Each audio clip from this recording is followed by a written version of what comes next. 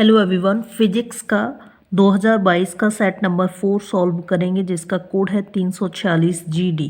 तो इसका section A है वो देखते हैं। सेक्शन ए का पहला क्वेश्चन है क। इसमें पूछा गया है बराबर द्रव्यमान के गोले ए एवं बी को क्रम से प्लस क्यू एवं माइनस क्यू आवेश दिया गया है। यदि आवेशन के पश्चात इनके 20 द्रव्यमान एम ए एवं एम बी हो तो एम ए एवं एम बी में संबंध होगा।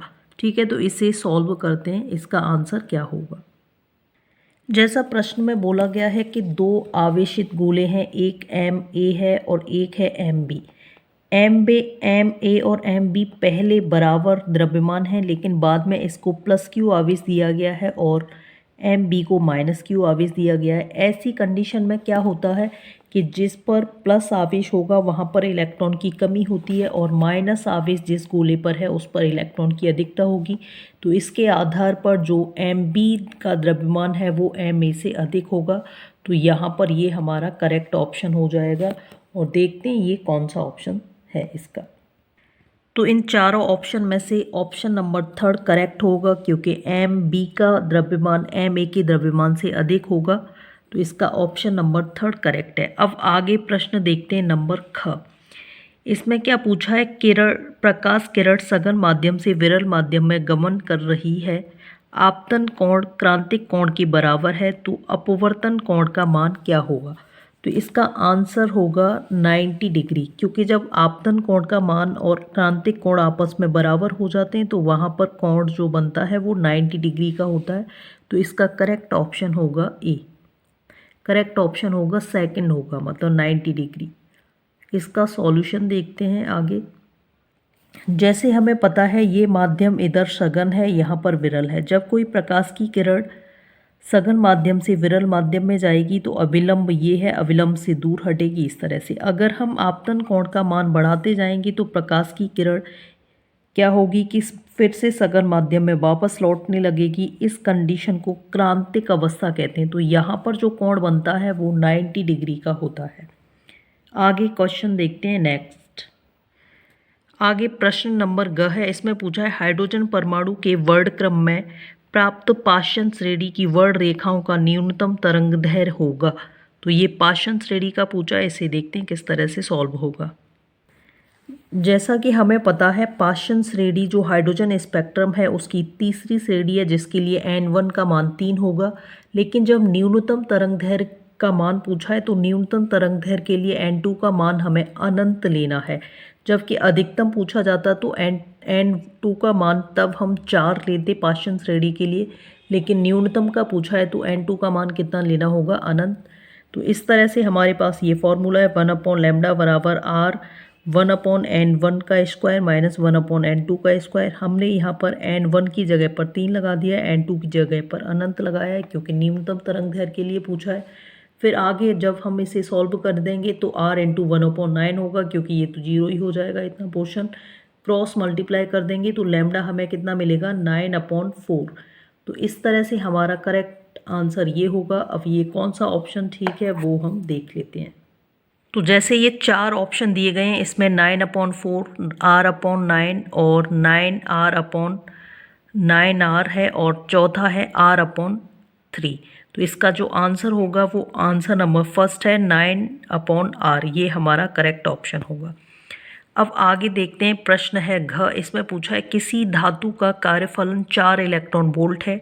शून्य गतिज ऊर्जा के लिए प्रकाश इलेक्ट्रॉन हेतु आवश्यक विकिरण की तरंगदैर्घ्य का मान क्या होगा? ठीक है, तो हमें ये इसका देखना है आंसर क्या होगा। जैसा कि प्रश्न में बोला है कि गतिज ऊर्जा का मान शून्य है, तो के ई हमने 0 ले लिया है। के ई या ई के इस तरह से भी लिख सकते हैं इसको। हमें फॉर्मूला पता है कि ई बराबर डब्ल्यू प्लस के ई होता है।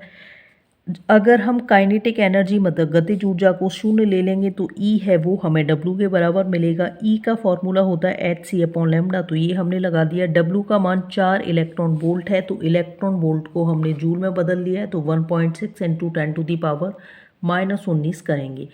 इस तरह से लैम्डा अगर निकालेंगे तो hc/16 1.6 और 4 का गुणा कर दिया है तो 6.4 इंटू 10⁻⁻19 मिलेगा।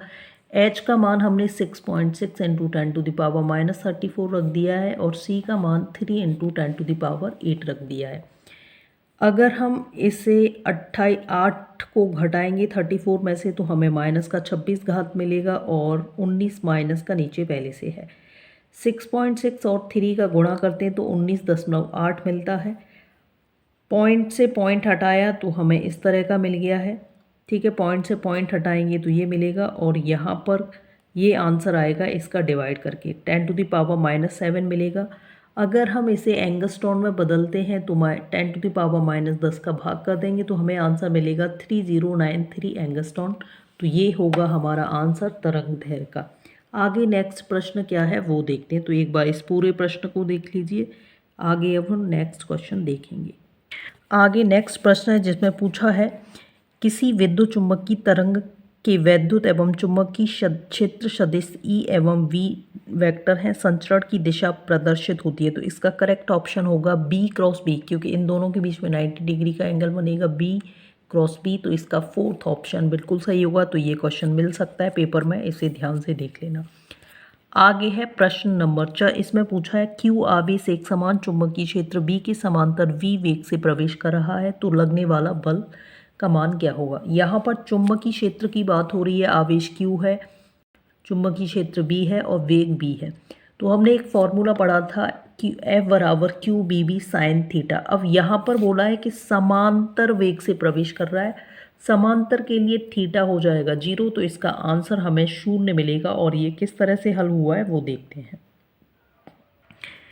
जैसे हमें पता है F बराबर q B B sine theta, ये फॉर्मूला होता है। थीटा की जगह हमने 0 ले लिया है, F बराबर क्यू बी बी साइन 0 हो जाएगा। साइन 0 का मान 0 होता है, तो इस तरह से हमें आंसर मिलेगा F बराबर 0। ये इम्पोर्टेंट क्वेश्चन है। लंबवत अगर पूछा, लंबवत प्रवेश करता है तो F बराबर क्यू बी बी होता है केवल, और जब समांतर प्रवेश करता है तो F बराबर कितना हो जाएगा 0। तो इस तरह से होगा। अब हम देखते हैं आगे सेक्शन बी, और इसका पहला क्वेश्चन क्या है वो देखते हैं। सेक्शन बी का पहला क्वेश्चन है एम्पियर का परिपथी नियम क्या है। तो ये इम्पोर्टेंट है और ये 2 मार्क्स में, यहाँ पर 1 मार्क्स में पूछा गया एम्पियर का परिपथी नियम क्या है, तो वो तुम्हें पता होना चाहिए। ठीक है, और ये इम्पोर्टेंट भी है। आगे है प्रश्न नंबर घ, वैद्युत द्विध्रुव को परिभाषित कीजिए, इसके द्विध्रुव आघूर्ण का सूत्र लिखिए। तो वैद्युत द्विध्रुव क्या होता है, एक ऐसा निकाय है जिसमें बराबर एवं विपरीत आवेश एक दूसरे से 2L दूरी पर होते हैं, और इसका फॉर्मूला होगा P बराबर 2QL। 2L यहाँ दोनों आवेशों के बीच की दूरी है। आगे है प्रश्न नंबर ग, एक प्रोटॉन एवं एक अल्फा कण समान वेग से गति कर रहे हैं, इनसे संबंधित डी ब्रोगली तरंगदैर्घ्य में संबंध ज्ञात कीजिए। इंपॉर्टेंट प्रश्न है और ये कई बार पूछा भी गया है। तो ये किस तरह से सॉल्व होगा वो देखते हैं। जैसे इसमें एक अल्फा कण दिया है और एक प्रोटॉन दिया है, इन दोनों का वेग बराबर बोला है, तो हम लैम्डा निकाल लेंगे और क्या संबंध है वो देखते हैं। जैसे प्रोटॉन के लिए लैम्डा देखेंगे, लैम्डा का फॉर्मूला होता है H/P या H/mb, क्योंकि P द्रव्यमान गुणा वेग होता है। तो हमने H/mp और Bp लगा दिया है क्योंकि प्रोटॉन के लिए। फिर दूसरा अल्फा कण के लिए निकालेंगे तो H/4mp, क्योंकि हमें पता है अल्फा कण का द्रव्यमान प्रोटॉन के द्रव्यमान का 4 गुना होता है। और यहाँ पर क्या लिख दिया है, V अल्फा।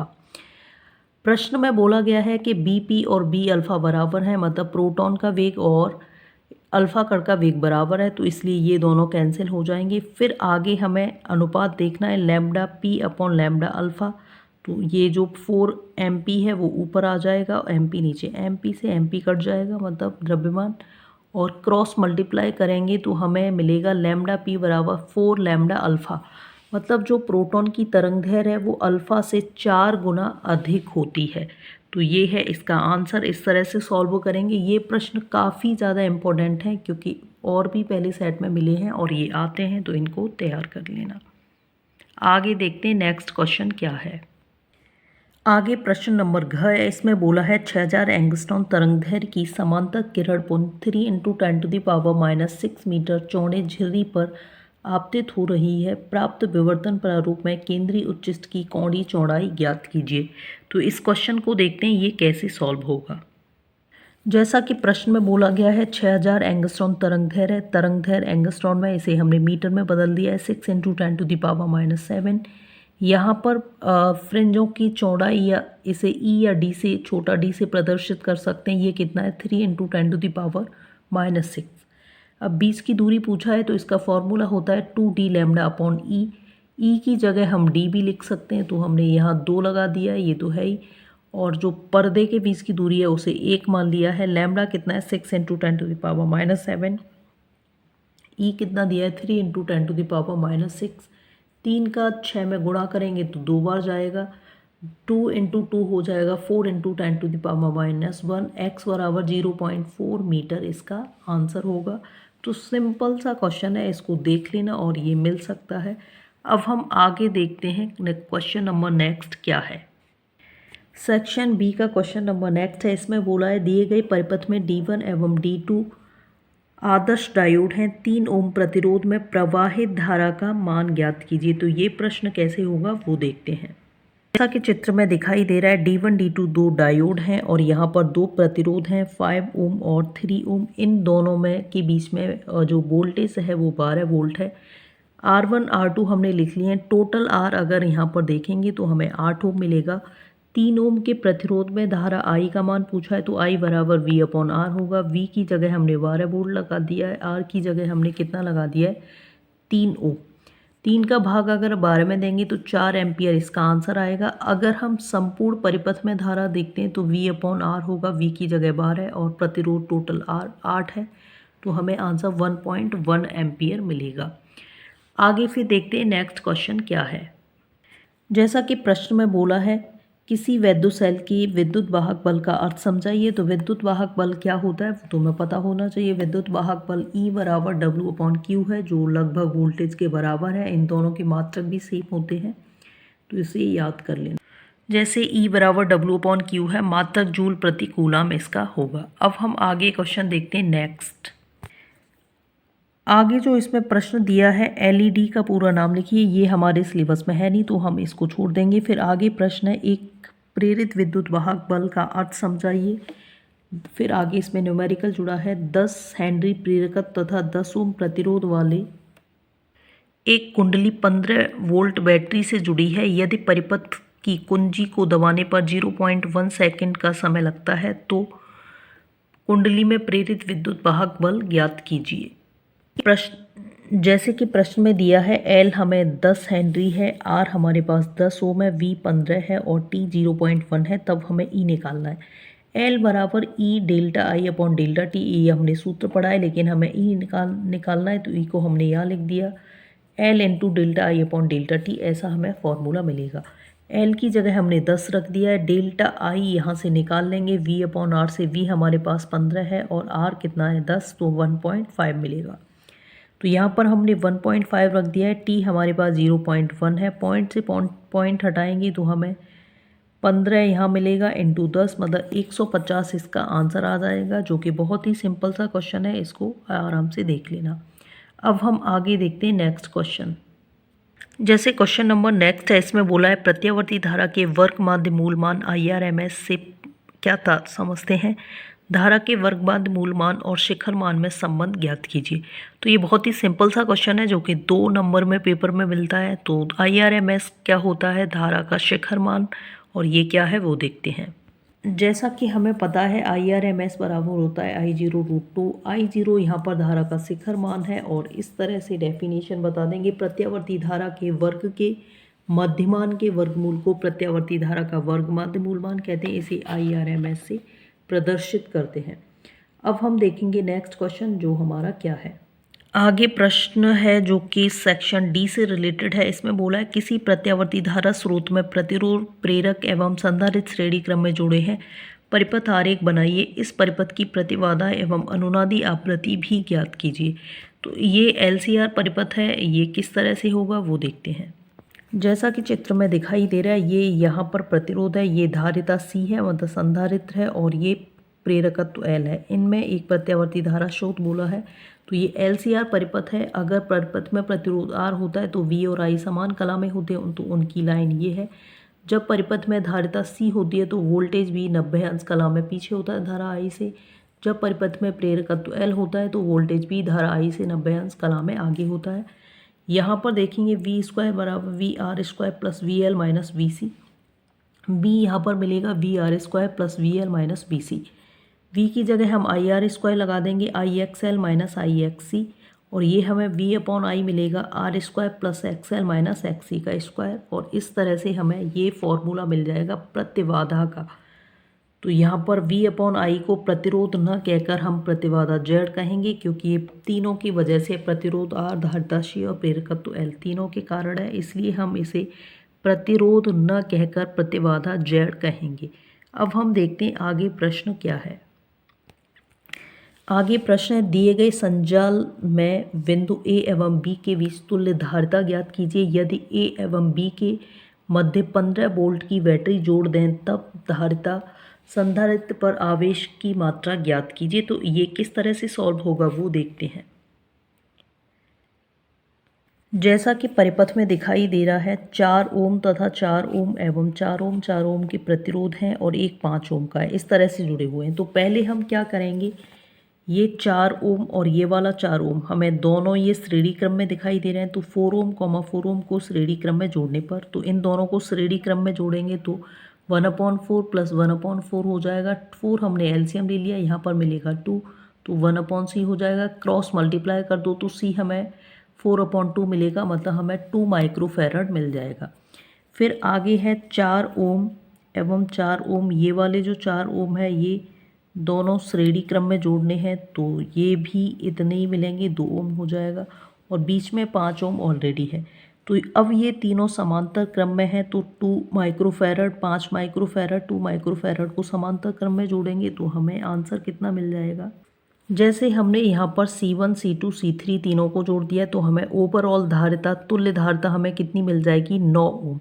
अब हमें क्या निकालना है, 2 ओम वाले जो प्रतिरोध हैं उनमें वो जो संधारित्र हैं उनमें आवेश देखेंगे तो श्रेणी क्रम में आवेश समान होता है लेकिन विभव अलग अलग होता है, जबकि समांतर क्रम में आवेश समान है और वो विभव समान है, धारिता अलग अलग होती है। तो यहाँ पर C1 2 लगाया है, विभव कितना है 15, तो हमें Q1 Q2 Q1 और Q3 का मान बराबर मिलेगा जो कि कितना है 30 माइक्रोफैरड।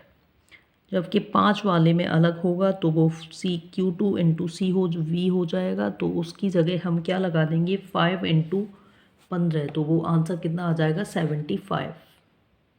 अब हमारा नेक्स्ट क्वेश्चन है वो देख लेते हैं। तो यहाँ पर बोला है विद्युत चुम्बकीय प्रेरण क्या है। विद्युत चुम्बकीय प्रेरण संबंधी फैराडे के नियम लिखिए।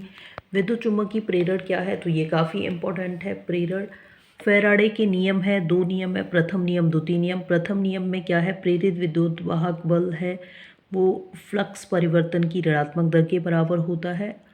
और दूसरा नियम है लेंज का नियम जो कि फैराडे का द्वितीय नियम है। तो इसमें बोला है प्रेरित विद्युत वाहक बल की दिशा सदैव उस कारण का विरोध करती है जिससे स्वयं उत्पन्न होती है। अब आगे प्रश्न है, किरण किसी सूक्ष्मदर्शी की आवर्धन क्षमता से क्या तात्पर्य है। संयुक्त सूक्ष्मदर्शी की आवर्धन का सूत्र लिखिए। जबकि अंतिम प्रतिबिंब अनंत पर बनता हो तब एक संयुक्त नेत्रिका एवं अभिदर्शक की फोकस दूरियां क्रमशः 6.25 सेंटीमीटर एवं 2 सेंटीमीटर हैं। दोनों के बीच 15 सेंटीमीटर दूरी है। अभिदर्शक वस्तु की दूरी क्या होगी ताकि अंतिम प्रतिबिंब अनंत पर बने। तो ये प्रश्न कैसे होगा वो देखते हैं। प्रश्न में जैसे का दिया है एफ ई कितना है 6.25 सेंटीमीटर, F0 है 2 सेंटीमीटर और एल कितना है 15 सेंटीमीटर। एल बराबर हमें पता है V0 प्लस एफ ई है और एल की जगह हमने 15 लगा दिया, V0 है, एफ ई हमारे पास 6.25 है तो V0 हमें यहाँ से मिल जाएगा V0 बराबर हो जाएगा 15 माइनस 6.25, तो इस तरह से हमें 8.75 सेंटीमीटर मिल जाएगा। अब हम सबसे पहले U0 का मान निकालेंगे तो ये हमें पता है 1/2 बराबर 1/8.75 माइनस 1/U0। अगर हम इसका पॉइंट हटाएंगे तो यहाँ पर 2 जीरो बढ़ जाएंगे और वो हुआ भी है 1/UE बराबर 1/2। इसे हम इधर पक्षांतर कर देंगे तो 100/875 हो जाएगा। 2 का 1 में भाग देंगे तो हमें 0.5 मिलेगा और यहाँ है 875/100/875। यहाँ पर 875 हमने एलसीएम ले लिया है तो 0.5 इंटू 875 किया है -100। 875 और 5 का गुणा 437.5 होता है और इसमें से 100 घटा देंगे तो हमें आंसर कितना मिल जाएगा। यहाँ पर हमें आंसर मिल रहा है 1/UE बराबर 337.5/875। तो UE यहाँ से निकालेंगे तो 875/337.5 है, ये मिलेगा। 3375 का भाग हम 8750 में देंगे तो हमें 2.59 मिलेगा। इसे हम 2.59 या 2.6 बोल सकते हैं। ठीक है, आंसर हमारा कितना होगा 2.6। तो ये आंसर आ रहा है। अगर इसमें आवर्धन क्षमता पूछी जाएगी जब अनंत पर वस्तु रखी है तो m बराबर V0/U0 इंटू D/FE से कर देंगे। तो ये पूरा प्रश्न है, मैं एक बार तो मैं दिखा देती हूँ, इस तरह से सॉल्व होगा। अब हम देखते हैं आगे प्रश्न क्या है। तो आगे प्रश्न है द्रव्यमान क्षति एवं बंधन ऊर्जा को परिभाषित कीजिए, जो कि 3 नंबर का क्वेश्चन है। बंधन ऊर्जा एवं द्रव्यमान क्षति में संबंध लिखिए। हीलियम नाविक के लिए द्रव्यमान क्षति मतलब डेल्टा एम 0.03404 AMU है। तो नाविक की बंधन ऊर्जा ज्ञात कीजिए। द्रव्यमान क्षति तो हमें पता होना चाहिए, वास्तविक द्रव्यमान तथा न्यूक्लियनों के द्रव्यमान के अंतर को द्रव्यमान क्षति कहते हैं। बंधन ऊर्जा क्या है? नाविक में न्यूक्लियनों को अनंत दूरी तक अलग करने के लिए आवश्यक ऊर्जा की मात्रा को बंधन ऊर्जा कहते हैं। तो बंधन ऊर्जा अगर द्रव्यमान क्षति दी हुई है AMU में तो डायरेक्ट हम उसमें 931 का गुणा कर देते हैं, हमें ऊर्जा जूल में मिल जाती है। जैसे कि अल्फा कण में डेल्टा एम 0.0304 AMU दिया है, तो इस पर हम डायरेक्ट E निकालने के लिए डेल्टा एम इंटू 931 कर देंगे। डेल्टा एम 0.0304 इंटू 931 दिया है, तो इसमें 28.30 MeV मिलेगा।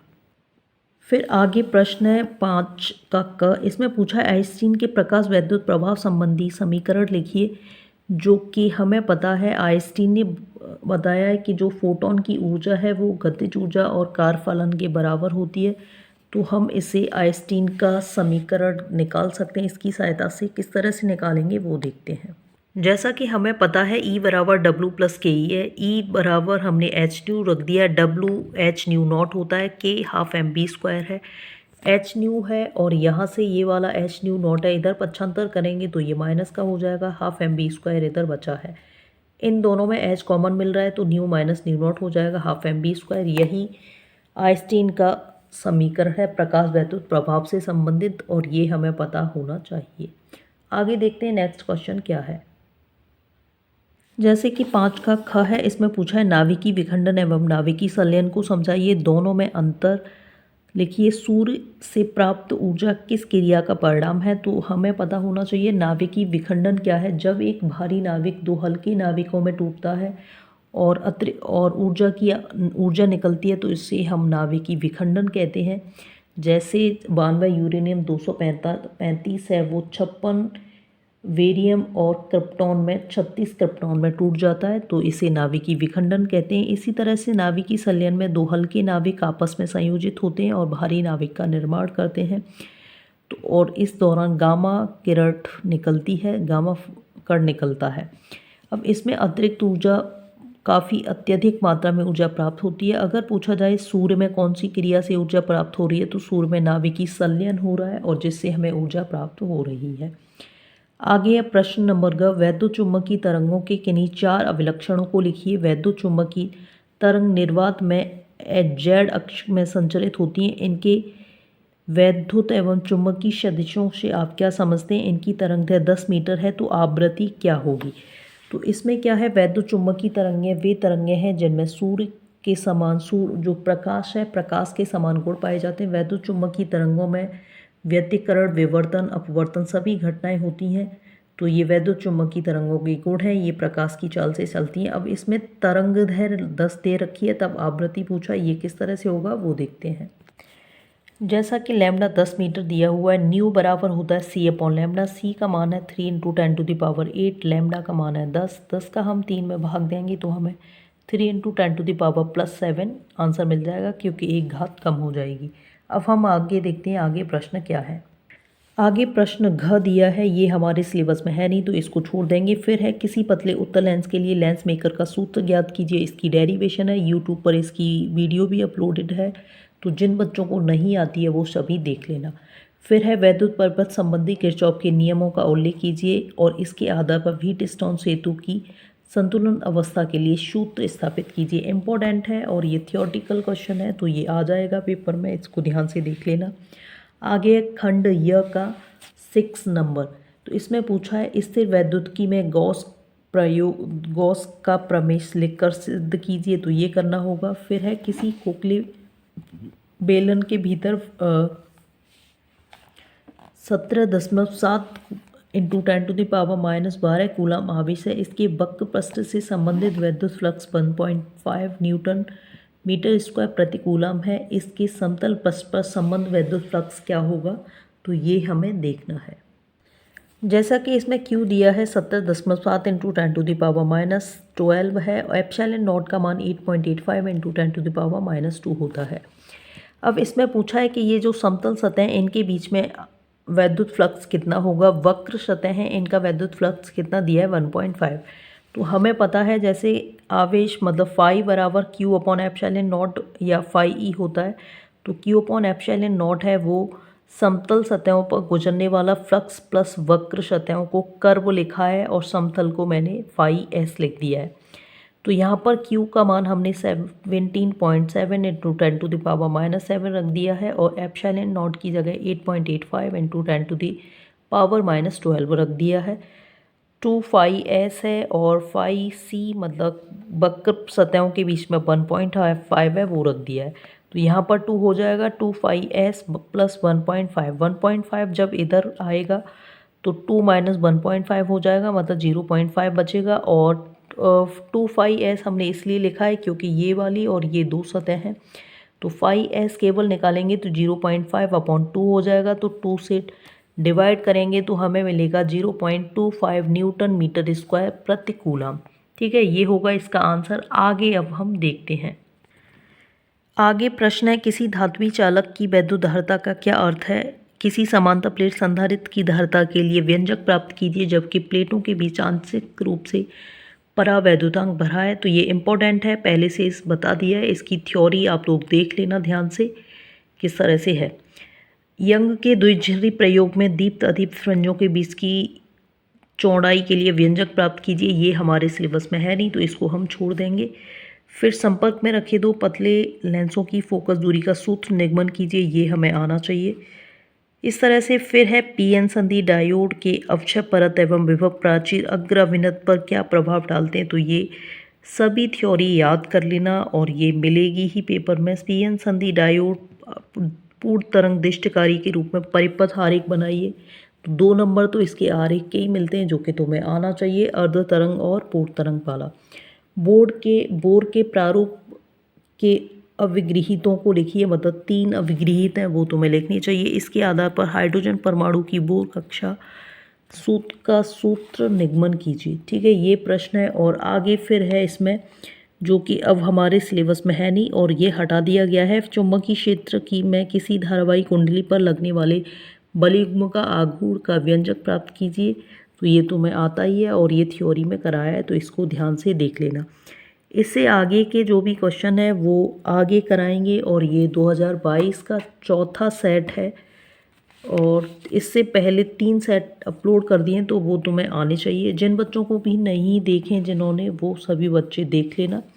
ठीक है, तो यहाँ से आगे का नेक्स्ट है और वो पढ़ाएंगे कल, और कल नया सेट होगा 2022 का। तब तक इसे तैयार करो और जो भी डाउट हैं तुम्हारे, जो भी कुछ समझ में नहीं आया और वो कमेंट बॉक्स में तुम लोग बता सकते हो। मैं एक एक बच्चे को आंसर दे सकती हूँ कमेंट पढ़ के तुम्हारे। ठीक है, तो जो भी तुम्हारे डाउट हैं वो कमेंट बॉक्स में लिखना। और हाँ, ये वीडियो तुम्हें पसंद आई है, मतलब समझ में आई हैं चीज़ें या नहीं, कुछ डाउट हैं वो भी लिखना है अगर हैं हो रहे हैं डाउट तो। ठीक है, तो इससे आगे का तो बाकी सेट नंबर 5 होगा, उसको हम कराएंगे कल। तो आज के लिए इतना ही। Thank you so much.